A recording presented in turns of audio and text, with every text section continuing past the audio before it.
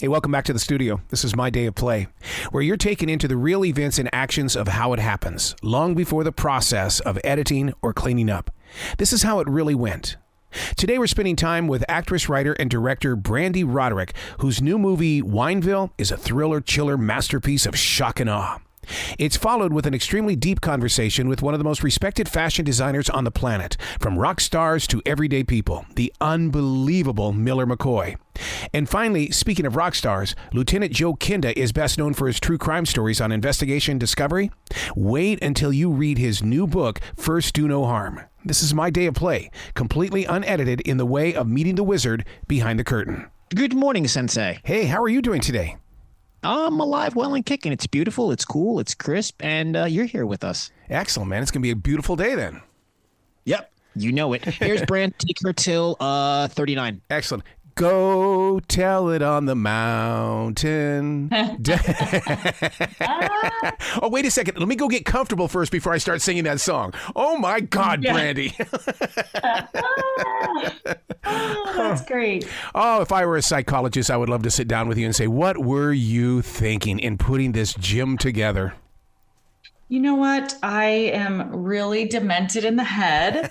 And it all started with my childhood. My mother making me watch The Exorcist when I was 6 years old. My dad always trying to scare me at every chance he got. I have so many crazy moments when I was a child where my dad would like lay down on the ground, put toothpaste in his mouth, like from the movie Rabbit. I'd walk down the hallway in the dark. He'd grab my leg.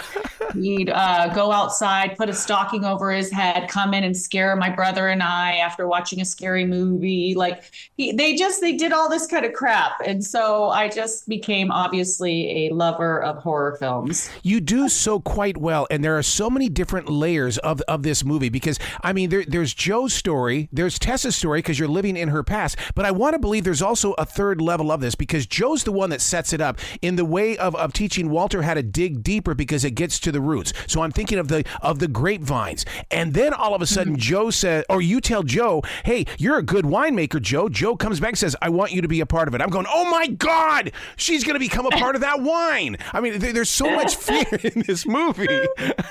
So many, yeah, like you don't know what's going to happen. And then you get shocked and different plot twists. And at the end of the movie, you leave the theater going, what the heck? I was not expecting that at all. Holy moly. Yeah.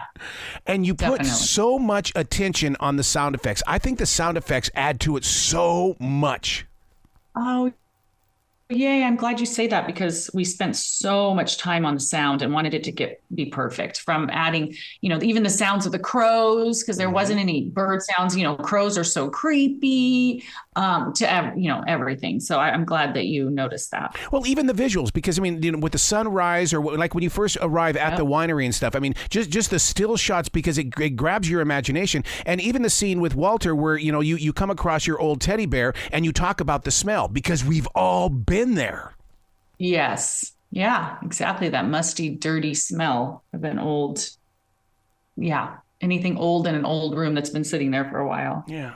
So was it a real winery or was it a set? Because I mean, I totally believe I want to go to this place. Yeah, no, it's the oldest winery in Southern California called Galliano Winery. And my friend owns it. And although if you go there, you'd be like, oh my gosh, this winery is beautiful.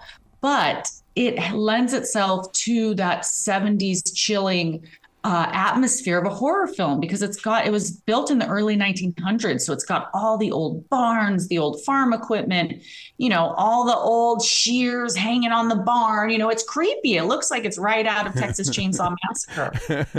So it's all that stuff was real. All the big barrels and the tanks and, the wine press, everything, it was all. It's a working winery, but everything, all those old machines and stuff are from like the early 20s. Well, setting up the scene, the way that it even opened up with the radio disc jockey, and thank you for using an authentic disc jockey on there talking over the song intro, because that's the way it used to be. So her on that highway with that radio cranked up, that to me told me this is the tone of this movie. Yes, good. That was the goal, talking about, Carter and who the president was at the time, and really wanted to set the stage that this movie was made was supposed to be in the late 1970s. So I'm glad that you caught that right away. That was the goal. You put a lot of thought into this, Brande, is what you did, because even the texture of the film itself really, to me, I want to go see this at a drive-in. I want to experience this and be scared outside where that sky is above me and that movie's in front of me. Absolutely. I mean, this definitely I would love for it to be at a drive-in. We don't have very many left, but that's my goal, because I want to watch it in a drive-in. Anything, even the color, afterwards in post, really trying to make that color feel like it was in the late 70s, give you that eerie feel. So yeah, in a drive-in, that'd be a lot of fun. Yeah. Definitely. Now, returning back to that step, though, don't you think that you're being like a new age movie maker in the way of bringing this style of terror as well as horror back into films? I hope so. I mean, for me, I love this era and this genre. So, but then, also we had it with X. That was based in the 70s, and that kind of gave you that feel a little bit as well.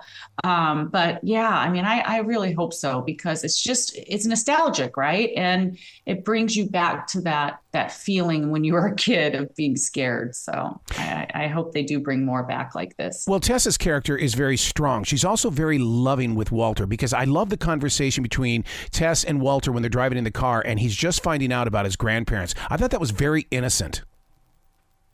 Yeah. And, I don't know if you know this or not, but the kid that played my kid is really my kid. Really? In real life. Oh, my God. Yes. So that's why I think it was so real and authentic. And I think the relationship was just so easy, because it wasn't really acting, it was like I was just really talking to my kid. So that's why that was, those scenes were the easiest for me, because it was just the most natural.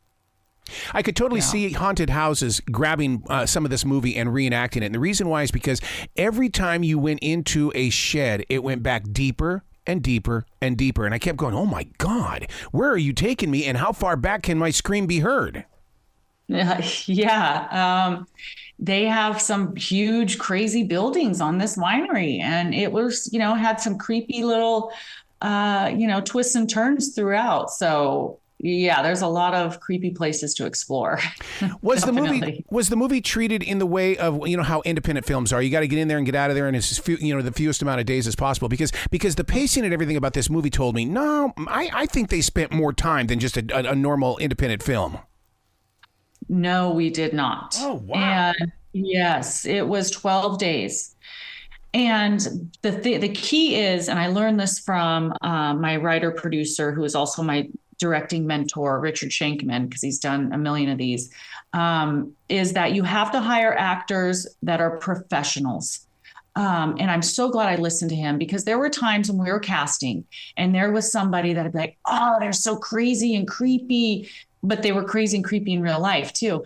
And I was like, oh, they'd be perfect. And Richard's like, Brande, no, you don't want that, because on set, when you're doing an independent film, you have to get it in the first take. And if you have someone that's crazy in real life, it's going to take you 20 million takes. So I was like, oh, and I'm so glad I listened, because we really only had time for one or two takes, because one for safety, right? Yep. So we really only had time for 2 takes. So that's what was really important, is that we hired professional actors that were fantastic, that they show up and they're prepared. And that was really key to get this done in 12 days. So I owe it to them. How did you develop this relationship with the viewer, knowing they weren't on the set, but you were going to do things in this movie that were you're planting seeds all the way through it? And what I want to do, I want to paint this without spoiling it. The ant. There's something about the ant where something isn't right, and then when it all comes down to the room with the rope, then it happens, and all of a sudden when it happens, it's like, oh my God, I knew it. Now, did you plant that in the very beginning that it was going to be one of those? Can I say it, or because I'll edit it out if I can? You can't say it. No. Okay, good. That's like the best. That's like the biggest one of. Like we have like 3 big plot twists, right? But that's the one where people are leaving I want to say leaving the theater, but whatever, leaving the film going, holy shit, I wasn't expecting that. So true. And that's what I want. That's like my biggest thing is I want to shock people. I want them to I want everything to be unexpected, because when I'm watching a movie, the whole time I'm watching a movie, I want to like figure it out, right? I'm like, ooh, who's the killer? And you think you got it. And then if you do get it and you do know who it is, then it's not as fun, right? Yeah. But if at the end you get, oh, sorry, my dog was just making crazy noise. I thought someone was breaking into my house. I lost my train of thought. But, you want to be totally shocked and unexpected. I don't like it when I can figure it out. I don't want to figure it out. And that's what I'm hoping people do. I want them to not figure it out, but think they have it figured out. Well, you are figuring it out because you're a great storyteller, and I want to know how many people are going to compare you to Rob Zombie, and probably better than Rob Zombie, because you're taking horror and thrill and you're taking it to a different level of play. Well, thank you. I love that. Well, that's what I'm hoping people take from this, and I want them to want to share it with everybody they know. Speaking of sharing, where are people going to find this movie? They can find it everywhere as of today. Amazon, Apple, iTunes, Google Play, DirecTV, wherever you normally, stream, wherever you rent or purchase films. So, I'm excited for people to watch it and share it. Let's talk about the writer, because I too am an author and I love sharing journeys with authors. When this story came to you, did it take over you, or were you just doodling around a little bit and then all of a sudden it consumed you? It actually started with the location. We had the location, we had me, and we had my son. And I knew I wanted to write a film where a woman will do anything and everything to protect her son. So we went to the location, and Richard and I just came up with this totally creepy, demented story. And we would just go back and forth with each other. We'd each just write stuff going back and forth until we came up with the story. And it just got more twisted and more demented as we went on, because we're both sick in the head. And there was only one scene in particular that Richard came up with that I was really hesitant to do. And he convinced me to do it, because in this movie, I wanted to push the envelope. I wanted to do shocking things that other people haven't done. Mm-hmm. And I think you know which scene that was, but it was with young Joe and Aunt Margaret. Oh my God. I really, my mouth was wide open. I was like, what? I know. And he had to really convince me, because I have, young sons. So I was like, oh, I don't know. And, he's like, Brande, you have this other stuff happening with with the daughter. Like, why do you care? And I'm like, oh my God. So he finally convinced me, and I'm so glad we did, because it's one of the shocking things that people are like, holy shit, I can't believe she went there. Oh, and Brande, with the father, those were such brutal scenes, and it kept reminding us as viewers going, there's a deeper story here. She said in the beginning there was going to be a deeper story, and she was authentic with that when she was talking with Walter. Yeah, definitely. It's, and you know what? I hate to say it, but, it's stuff that really can happen and really does happen in real life. There was actually I knew one of, God, it's so hard to say stuff without giving things away. But in my experience, I knew a family that had something like this happen. So it's pretty creepy. It's disgusting. Well, like I said in the very beginning, there are so many different levels of this film, and I think that's what captures your imagination and why you just keep watching and watching, and you get deeper into it, and you feel like that you're right there on the set with you, experiencing it. Yeah. Well, thank you. I'm glad you had that experience with it, because that's what I want. Well, as the actor and the author, how do you get by this? I mean, this is something you can't easily drop, because I'm still thinking about it today. Well, I've had 3 years of dealing with this and delving into it. So now it's just like, you grow numb to it. So I'm numb to the happenings and the things that went on. Were you in the editing room with a yellow pad, just sitting there taking notes and making sure that the pacing was right? Yes, but on my computer at home. It was nonstop going through with my notepad, down to the millisecond, cutting this out, adding that, putting this sound in that spot. This song has to go there. And, it was a long process, but I love that part. I loved it all. I loved the post-production part of it. Yeah. What about the sheriff? First of all, I thought his part in the movie was absolutely stunning because it brought realism to Tess in the way of going, yeah, I used to live here. All right, let's rekindle a friendship. Yeah. Oh, I love that. And I'm sure Texas would love to hear that as well. We loved Texas Battle. That's who played the sheriff. And he's like, he does bring a realness to it. He's just such a sweet guy. Mm-hmm. So yeah, definitely. Did you get to do any market testing or any research in the way of watching people react to the movie? Because when Auntie comes over for dinner, man, I was screaming at that TV set at Tess and Walter. I'm going, no! Yeah. Oh my gosh. No, we did not. Oh, but one thing happened, and I hope I'm not spoiling this or not, but that I had not expected people were going to think is when she brings over the food, that there might have been some in the food, which I did not expect people to think that, and they did. And I was like, wow, that's so cool. Well, even the drop of the substance of red on the conveyor belt, that to me put my imagination in a totally different playing field. Yes. Yep. No, that's just grape jelly.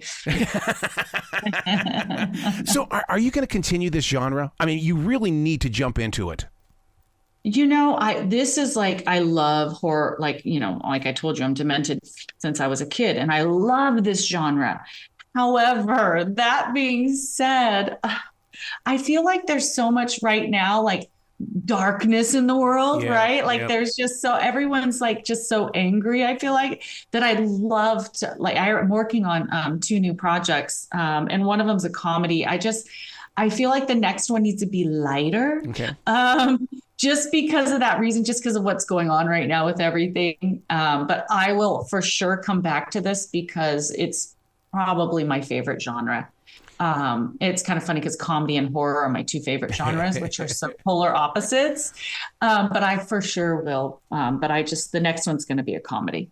You sound like Michael Keaton because he said the same thing about all the different movies that he's been in. He says, I don't want to get typecast. I want to be able to do everything I can in this moment of now. And if it means I go do this movie, I'm going to go do it. Mm-hmm. Yeah. And it's so funny because my son's name is Keaton. Oh, and I always say it's like Michael Keaton. That is so brilliant. Where can people go to find out more about what you're doing? And are you doing books? Are you doing anything like that? Doing books, like writing a book. Yeah. Because your story needs to be in there. Yeah, I wrote a book. It's called Bounce, Don't Break, Brande's Guide to Life, Love, and Success. Oh. But yeah, and if you could, people can follow me by my name, Brande Roderick. They can go to Wineville Movie, and just keep up with everything that's going on. Definitely. Wow. Well, you've got to come back to this show anytime in the future. The door is always going to be open for you. Oh, well, thank you, Arrow. I appreciate it. I appreciate being on here. And yeah, if everyone could go watch Wineville, I would be grateful forever. So thank you. Well, you be brilliant today, okay? I will. You too. Thank you. Thank you. Hey, don't move. Coming up next, it's fashion designer Miller McCoy.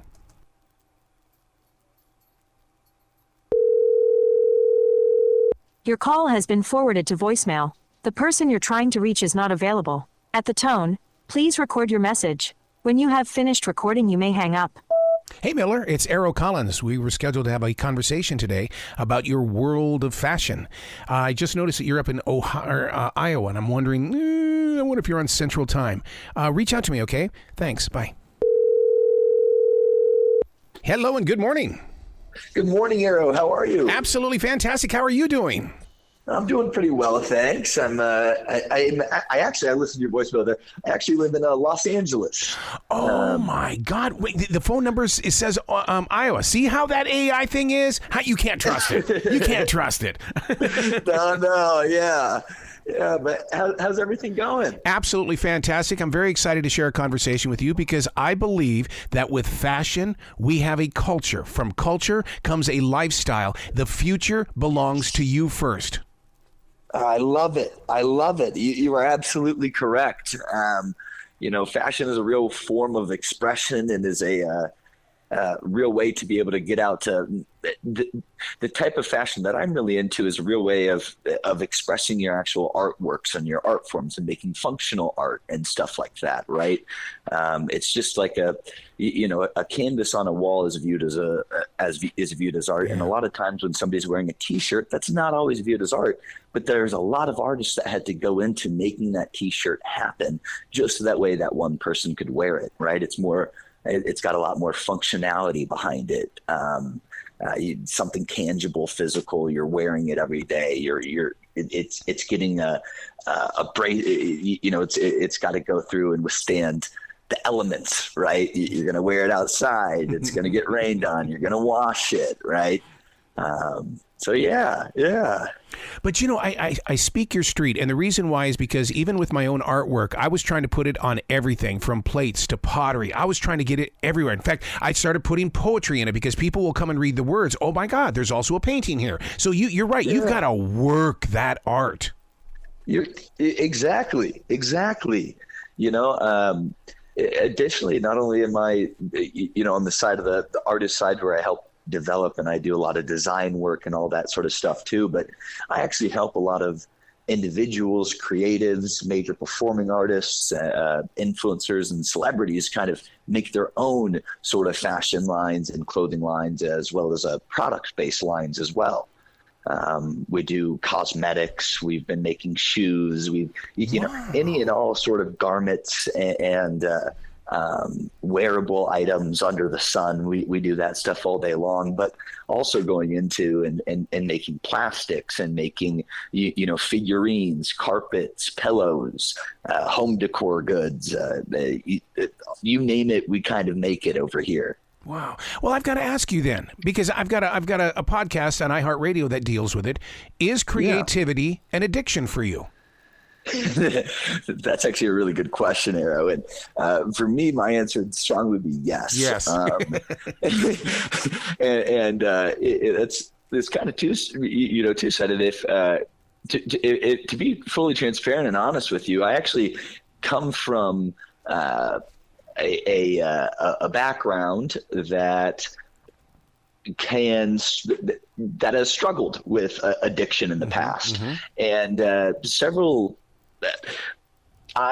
It's not just the creative side that I quote unquote am addicted to, but it's also kind of the work around it and the business of it, right? It's almost as if I mean this in a healthy, positive way, but it's almost like I switched one addiction for another. Yep. I get it. And yes. The business aspect side of things, as well as the fashion, the creativity side of things, are both very addictive. I can't get away from it. I have no desire to get away from it. I don't want to get away from it. I want to keep doing it. Right. We have become that generation that now loves all bodies and sizes. And I believe that's because of you designers. You have set the stage for us to be in love with everybody. Yeah, thank you. Yeah, a lot of I work with several artists and musicians that are of much larger stature, and in fact, I'm currently making a special line for somebody that is a size 9XL. Wow. And then one of our main kind of go-to clients is traditionally a size 3XL, and we've developed a whole bunch of custom fitting, custom shaped garments that fit those folks extremely well, or exactly how they want them to fit them. And we've developed full size lines behind them as well, so that way we can go sell the medium or the large or whatever it is, but that is to their kind of shape and size and the fit that they're wanting. So it's we kind of allow the full customization there. It's not just like I'm buying a blank t-shirt that comes in these preset sizes. No. We're sitting down, we're making a custom pattern, we're drawing it out, we're cutting the material, sewing it all together. That's a lot of the stuff that we do over here. When you're branding someone's image, such as a musician, how do you keep it from going overboard? Yeah, that's a really good question. So Arrow, there's two aspects that we can look at this, especially when it comes to the musician side of things, right? There's one lane, which is the traditional lane that the industry is very used to and everything, and that's simple merchandise, right? That's where, say they come out with a new album or something, and we just take that album cover, I throw it on a t-shirt, and I say, okay, have a great day, right? Here's your album merchandise. Or they're on tour, and we take the tour dates, slap that on the back of a t-shirt, put their face on the front of the t-shirt. Okay, that's your merchandise, right? It's very one-dimensional. It is all about the artist. It is all around the artist. It's for the consumers of that artist to be able to kind of maybe remember the night and maybe show a little bit of extra support to that artist. But that lane is very shallow, if you will.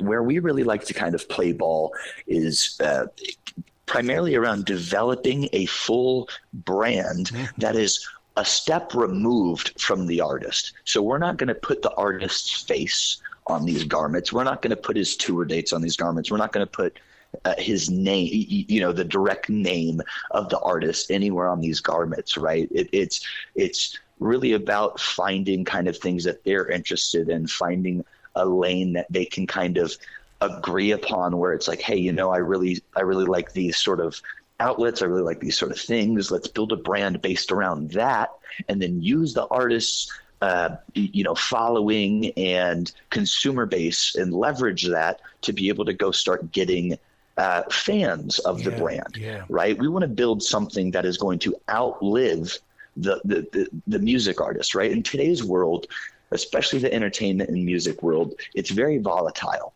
You don't really know, right? So you could have a hit song, and then all of a sudden, that's it. Yep. Right? Things fizzle out. And if you're just doing merchandise, well, the second that things fizzle out, well, that merchandise is going to fizzle out as well, right? So if we're able to develop a real brand based around somebody, and as that person has that moment in the limelight and they're able to wear the pieces, leverage those pieces, and actually start building a following based around a brand as opposed to the artist directly, that's where we can start seeing it live longer than that one hit wonder, or live longer than the musician or the entertainer was imagining. Allowing them, if they ever stop touring, or if they ever stop making music or going on the road and doing all that sort of stuff, there is still a lane for them to be able to make money, or say they pass away, right? Their children can still be there to receive money from this brand that we've built up. Wow. And in fact, there's a lot of legacy rock and roll brands over the last 6 months or so here that we've actually been working on, kind of going down that lane, as a lot of these sort of guys want to kind of stop touring, right? They're in their 60s, 70s. They're kind of, they've been doing this for the last 40, 50 years. And for the last 40, 50 years, all that they've been releasing is merchandise that says their name, shows their album cover, and that's it, right? Now they're starting to realize, well, shoot, Target's buying less of my t-shirts now, as our music's getting older and older. I'm not selling as many tickets to my shows anymore as, we continue to tour on, and there's new musicians coming up. And so then that's a lot of times where we kind of come in and we help them kind of develop this not really out of the box, but outside of the normal realm brand for them. And then they just take that with them. They start leveraging that. We start building its own following in its own lane. And it's basically its full-own entity at that point, right? And that's a lot of what I enjoy to do, and a lot of what we do. Wow. In this day and age, a lot of people are wearing very tight clothing. It's almost embarrassing to take a look, and I feel so bad, but you have to look. Yes, there is a lot of very tight clothing out there. But earlier on, we were talking about all the different shapes and body sizes and stuff. There's, on the contrary, we're making some extremely loose fitting stuff as well. That's my world. That's my world. I'm currently here wearing some very baggy, open bottom sweatpants right now, and a loose wife beater tank top here. Yeah. So how are you dealing with supply chain issues? Are we ever going to get up, or are we ever going to catch up? Are we ever going to catch up? Well, look, supply chain issues are always going to happen. Okay. Right? That's just like a restaurant. There's always going to be a moment of time where they run out of strawberries and they can't make that smoothie. Right? It's a thing of business. The mess ups are, what we like to do is try to mediate and mitigate these mess ups so that way they happen less and less, but they're still always going to be there. There's still always going to be supply chain issues. We saw one very bad issue during COVID where it was like here in America, especially, there was the baby food shortage, right? And everybody was saying, oh, well, they're on the boats that are stuck at your pier, they're stuck in the Long Beach pier. Once you guys start getting those boats going through, you'll have your baby food. Well, we got all those boats going through and the baby food wasn't there. So that means, that means there's an ethical issue with some of these suppliers as well. Possibly lying about what was on the boats or what was in the containers that was coming to our ports. And actually, Arrow, I'm working on developing a software right now that allows for full transparency amongst the manufacturing side or the supplier side, as well as the purchaser side or the consumer side. So basically, it's through a scan-in sort of software, each step of the way as the supplier, each step of the manufacturing process gets scanned in and tracked. And then as the end consumer, you have a login account that you can go ahead, log in, and you can see each scan with photo evidence of where it's at. So that way, say something like that happens again, Arrow, where we have, all these boats stuck at the port that aren't able to get through, and all the suppliers are saying, oh no, there's, you got millions and millions of boxes of baby food on those ships, right? And then all of a sudden I log into my account and I still don't see these things scanned in and photo proof that it's on the container. Right? Well, now I know now I know what the issue is. And so I've actually been developing that for about the last 2 years now. It's called Omni. And we should be rolling out our beta system within the next 6 months or so to start testing out with not only myself and my companies, but also we've got a lot of different partners in the space too, that they'll be trying it out. And if all goes well after the next 6 months of running the beta, then we might even open it up to public access. Wow. Would you say that your personal fashion involves connection, attitude, as well as community? Wow. Yes. All three of those are pretty spot on, Arrow. So I don't know. Were you doing some research beforehand? I have a line, one of my own personal lines called Human. And the tagline for Human is we are all human. Yes. Right. And so it's spelled out just like human, Human, but it's an all white text, but then the N is in red text.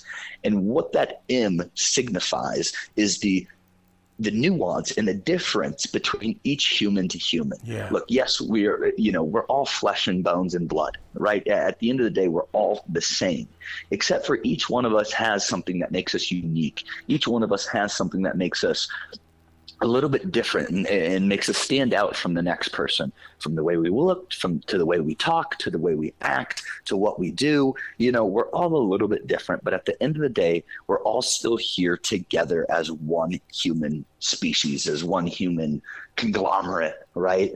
And the red M signifies it. The M. The red M inside of human also stands for myself, signifying the difference. Right. You're right. We are all the same. We're all human. We're all one. But I am, this is me. Yes. This is myself. So it's important to be able to keep that community sense, and it's important to keep, the togetherness, but also to highlight the things that make us all different, unique, and makes us, a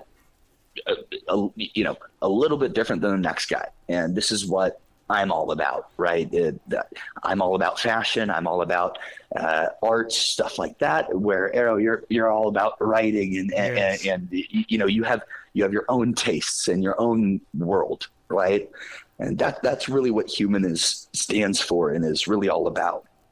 Wow, Miller, you've got to come back to this show anytime in the future. I love where your heart is. Thank you, Arrow. I really appreciate that. I really appreciate the call and making some time for this. Absolutely. Will you be brilliant today, okay? Thank you, Arrow. You as well. I enjoyed it. Thank you. We're only seconds away from Lt Joe Kenda. You're going to love this man and the way he describes crime. And here's Arrow. What's going on, my what's friend? going on with you, man? How's everything up in that Big Apple? Good. I'm in Manhattan today doing my thing. So, do you have to take the train in? Yeah, I take the train. It's from my house. It's like a 3-minute drive to the train, and then an hour and a half in. Woo! Yeah, you don't get your time back for that. I sleep. What are you? My God. What are you kidding me? I wake everybody up with my snoring on the train. All right, listen, Arrow, you have got a double 18 minutes today with Lt Joe Kenda, so take it away. Welcome back, Lieutenant. I have loved watching you grow as a broadcaster, as a storyteller, and now an author. Yes, it did. My God. Wow. What has it been like to transition into the world of writing a book? Because now your words are in print, and we get to go back and read them over and over and over again. Well, that's true. It's I thought it would be more difficult than it turned out to be. It kind of flows, because it's based on my experience and not based on something I'm trying to invent. I've just got, in the case of this latest book, First Do No Harm, it's fictional, but in reality it isn't. Yeah. These are all things I've experienced. These are all people I've dealt with. I just changed all the names and all the places and everything so I wouldn't get sued, Change the name to protect the guilty, as they say. Yeah, I was just going to say Joe Friday, Joe Friday always said that, where we change the name to protect the innocent. Yeah, right. It's actually the guilty. It's not the innocent. But, yeah, whatever. And the subject you hit, I mean, you hit the ball right out of the park with this one here. You and Lee have put a story together that investigates a fentanyl-laced heroin. That's the real world. Yep, it is. There's also another side to that, and not just heroin. There are people who manufacture fake OxyContin pills. Really? That are actually fentanyl. So you have the OxyContin addicts who are taking what they believe is a pharmaceutical painkiller, and they're taking fentanyl improperly measured, and they're dead in 2 minutes. And we've killed 150,000 people between the ages of 14 and 40 with that drug. It's not a drug, it's a weapon. Yeah. It's poison, what it is. When you come across stories like this, how do you keep your heart strong? You have to understand what I do. You have to understand human nature. And most people don't, because they're too frightened by it, or they don't give it enough thought. You often hear people say, there's good in everyone. I disagree. Mm-hmm. My experience tells me there are no absolutes in human behavior. There's good in some people, and in others, there's none at all. None at all. They will kill without hesitation. Yep. And it's all about them. Yeah. It's not about you. Yeah. And I used to tell people this. They say, well, that's a dark. I said, no, it's reality. If you put up a sign in front of your house, do not block the driveway, 98% of the world will not park there because there's a sign Right. that says not to do that, right? But 2% of the world will park there. You know why? Because they're special, Mm-hmm. and the rules don't apply to them, and they do whatever they want.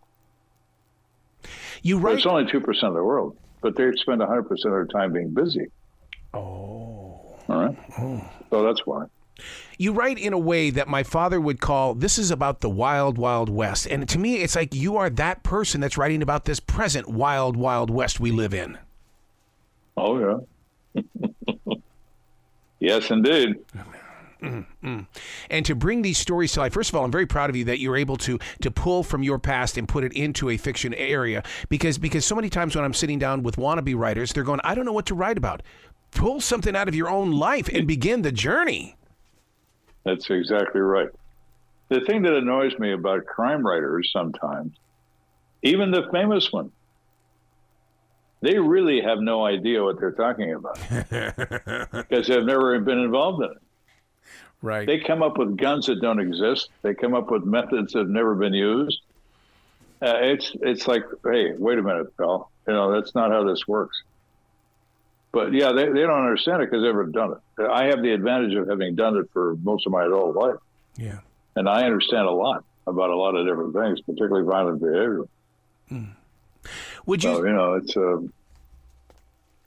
I was going to say, would you say that these people who are really into true crime, they're junkies and they are addicted to it, like the drugs that we talk about and the other crimes?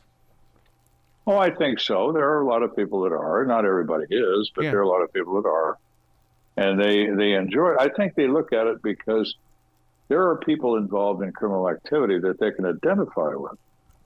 The Hollywood version of a criminal is some mafioso in a $10,000 suit in a private jet, and he has 6 or so minions who wear $6,000 suits, and they're all heavily armed, and they're all smart, and they engage in very complicated affairs, which couldn't be further from the truth. Real crime is committed by real people who work where you work, who work in the grocery store down the street, who live next door to you. And they get involved in something that results in somebody dying. That's reality. So they can identify with somebody like that and say, hey, I drive a truck and so does that guy. Jesus. How do you do this? Well, he did, didn't he? That's how it works. And so you do have that factor, I think. There are people that get tired of the contrivances because they're all the same. You can predict what's going to happen in watching a television show, usually. But watching the real thing is different entirely. Mm-hmm. That's what makes it interesting. Speaking of television shows, okay, so let's compare the television show to the writing, because on a television show, you have to live within minutes and seconds, whereas this writing, you've got the power of the book, the pages. What was it like to sit down with the editors of that, and did they have to pull you back at all? No. Wow. In fact, they made hardly any changes. It was funny. They said, just go ahead. That's fine. We'll do that. Okay, great. There was very little. Nobody said it's in the TV is the same. I have no script when I do television. Oh wow! I say what I want. Wow, that's the job I have. The first show, 14 years ago, when I first got on TV. I was at a place in California, and the guy drops 50 pounds of paper in my lap. And I said, what's that? That's your script. That's my script. I said, I'm not an actor. I'm a policeman. And by the way, Chief, I was at this homicide, and I don't recall you being there. And secondly, I got over playing dress up when I was 5. You should have too. And I meant to piss him off, and it worked. I mean, he got mad. I said, I'll tell you what, you turn that camera on for 15 minutes. And if you don't like what I say about this murder, Then we'll talk about this. And he says, all right. Obviously he's ready not to like it, right? Yeah. So 15 minutes go by, I stand up, I said, so? Is that what you had in mind? And he looked at me and he said, we don't need that. And they took it away. And there's never been one since. Wow. They say that you see the world in black and white. And inside my heart, that tells me that you see real or you don't see real, that you're able to separate it immediately. Of course. Well, when I would interrogate people or even interview people like witnesses, when they would start to conceal something, and I could feel it or I could see it in their eyes, tell me something I'm going to believe. Tell me what's something that somebody would actually do. Not what you're inventing they did, because it's not what people would do in that situation. Tell me something that responds to human nature, and I might listen to you. But if you're going to lie to me, now we're going to have a different kind of conversation. How do you react? That's how it is.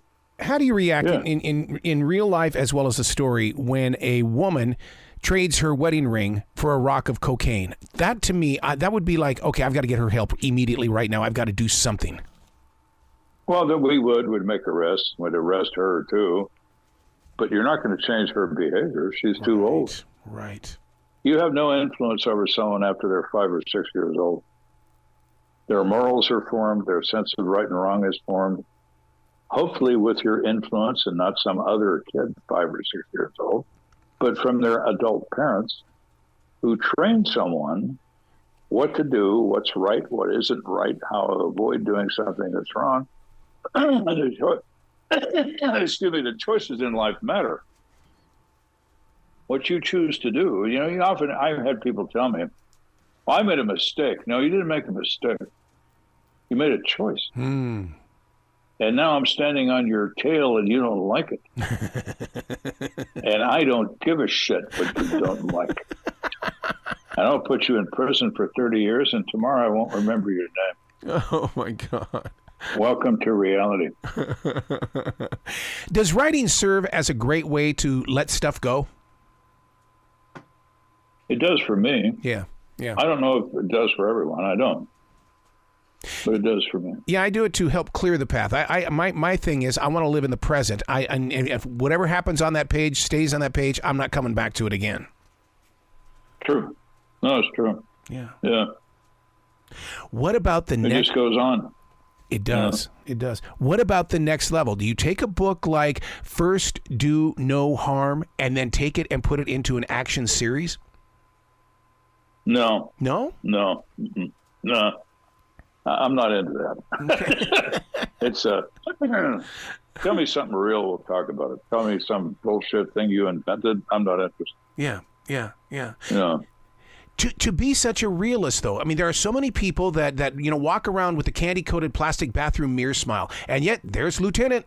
He's there with it. He's going to tell it to you straight, and you've got to accept it. True.